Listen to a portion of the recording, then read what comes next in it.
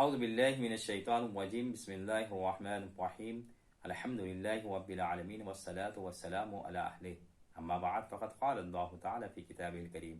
بسم اللہ الرحمن الرحیم وذروا ظاہر الاثم وباطنہ ان الذین یکسبون الاثم سیجزون بما کانوا یختلفون۔ ناظرین محترم، آج ہم آپ کے سامنے گناہوں کی قسمیں بیان کریں گے۔ پروردگار سورہ انعام کی آیت نمبر 120 میں گناہوں کو دو حصوں میں تقسیم کرتا ہے، ایک ظاہری اور دوسرے باطنی، اور ہمیں حکم دیتا ہے کہ ہمیں ان ظاہری اور باطنی دونوں گناہوں سے پرہیز کرنا ہے۔ لیکن ظاہری اور باطنی گناہ کنہیں کہتے ہیں، اس کے سلسلے میں مختلف نظریات پائے جاتے ہیں، جس میں پہلا قول یہ ہے کہ ظاہری گناہ انہیں کہتے ہیں کہ جسے انسان سر عام انجام دیتا ہے، مثال کے طور پر جھوٹ بولنا یا گانا بجانا۔ لیکن باطنی گناہ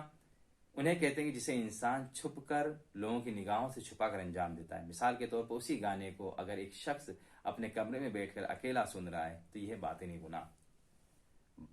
دوسرا نظریہ جو ظاہری و باطنی گناہ کے سلسلے میں وہ یہ ہے کہ ظاہری گناہ انہیں کہتے ہیں کہ جسے انسان اپنے اعضاء و جوارح سے انجام دیتا ہے، اپنے ہاتھوں کے ذریعے سے، اپنے کان، اپنے آنکھ، اپنے منہ کے ذریعے سے جو گناہ انجام دیتا ہے اسے کہا جاتا ہے ظاہری گناہ۔ مثال کے طور پر کسی کا ناحق حق چھین لینا، کسی پر ظلم کرنا، کسی کو مار دینا، یہ ہے ظاہری گناہ۔ لیکن باطنی گناہ کیا ہے؟ باطنی گناہ یہ ہے کہ جس کا تعلق انسان کے وجود سے ہوتا ہے، انسان کے قلب سے ہوتا ہے، اور اگر یہ گناہ انسان انجام دیتا ہے تو اس سے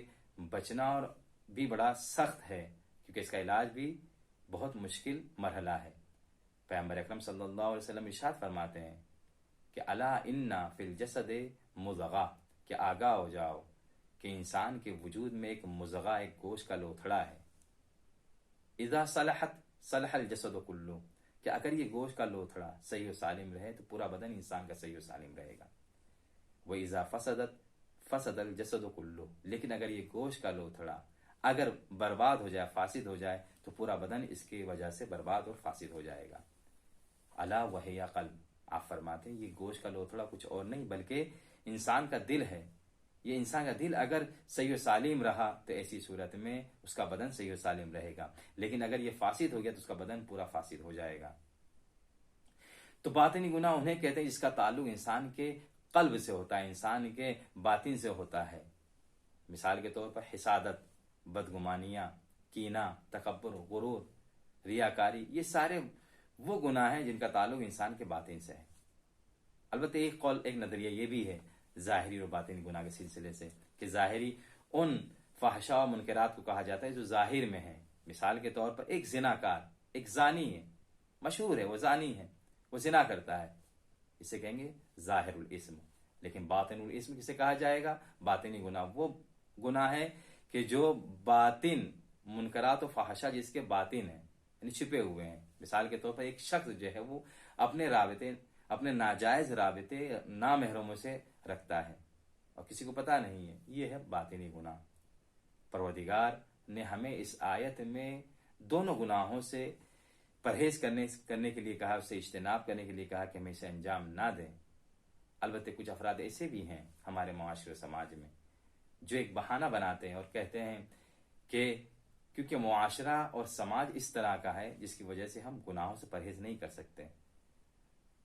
ہم مختار نہیں ہیں، ہم مجبور ہیں، گناہ ہم سے انجام پا جاتے ہیں، یا خدا نے ہم کو العیاذ باللہ اس طرح سے بنایا ہے جس کی وجہ سے ہم اس گناہ کو انجام دیتے ہیں، جبکہ یہ بات بالکل غلط ہے اور بالکل غلط نظریہ ہے۔ قرآن کی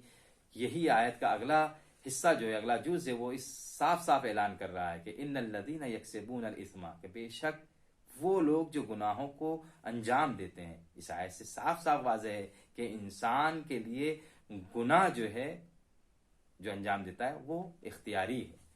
یعنی انسان خود مختار ہو کر گناہوں کو انجام دیتا ہے۔ پروردگار نے اسے مجبور نہیں کر رکھا ہے، انسان کو صاحب اختیار بنائے جس کی وجہ سے وہ یا گناہ کرے یا گناہ نہ کرے۔ یہ تو وہی مثال ہو گئی کہ جسے مولوی نے اپنے اشعار میں اس طرح سے نقل کیا ہے کہ ایک شخص کسی پھلدار درخت کے اوپر بیٹھ کر اس کے پھل کھا رہا تھا۔ جب اس درخت کا مالک وہاں پر آیا اور اس سے کہا کہ تم یہ کیا کر رہے ہو، تمہارے لیے جائز نہیں ہے، یہ حرام ہے، یہ میرا درخت ہے، تم کیوں اسے انجام دے رہے ہو، کیوں اس فعل کو انجام دے رہے ہو؟ تو وہ جواب دیتا ہے کہ یہ تو پروردگار مجھ سے کھلا رہا ہے، परवरदिगार की वजह से मैं खा रहा हूँ, मैं मजबूर हूँ। बहरहाल साहिब दरख्त भी बड़ा चालाक होता है, एक लकड़ी उठाता है, उसे मारना और पीटना शुरू कर देता है, और जब वो एतराज करता है तो वो यही जवाब देता है कि मैं नहीं मार रहा हूँ, ये तो परवरदिगार है जो तुझे मार रहा है। तो खुलासा ये कि परवरदिगार ने इस आयत में ये साफ साफ ऐलान भी कर दिया उन लोगों के लिए कि जो ये बहाना बनाते हैं या जाने या अनजाने में मकतब जब्र के सपोर्ट में रहते हैं कि हम मजबूर हैं, ऐसे माशरे और समाज में रहते हैं जिसकी वजह से गुनाह करते हैं। परवरदिगार ने इस आयत में साफ ऐलान कर दिया कि इन्नल्लज़ीना यक्सिबून अल इस्म, कि बेशक वो लोग जो गुनाहों को खुद अंजाम देते हैं उनके इख्तियार में है, यानी परवरदिगार ने मजबूर नहीं कर रखा है। और साथ साथ में अगला हिस्सा जो आयत का सयुज़ौना, कि अनकरीब वो देख लेंगे, उनको जजा मिल जाएंगे, बिमा कानू यख्तरिफून, कि जिस चीज को उन्होंने अंजाम दिया है। लिहाजा हमारे बाद ज़ाहिरी और बातिनी गुनाह जो हैं उनकी सजा हमें इसी दुनिया में मिल जाएगी। आज का खुलासा ये हुआ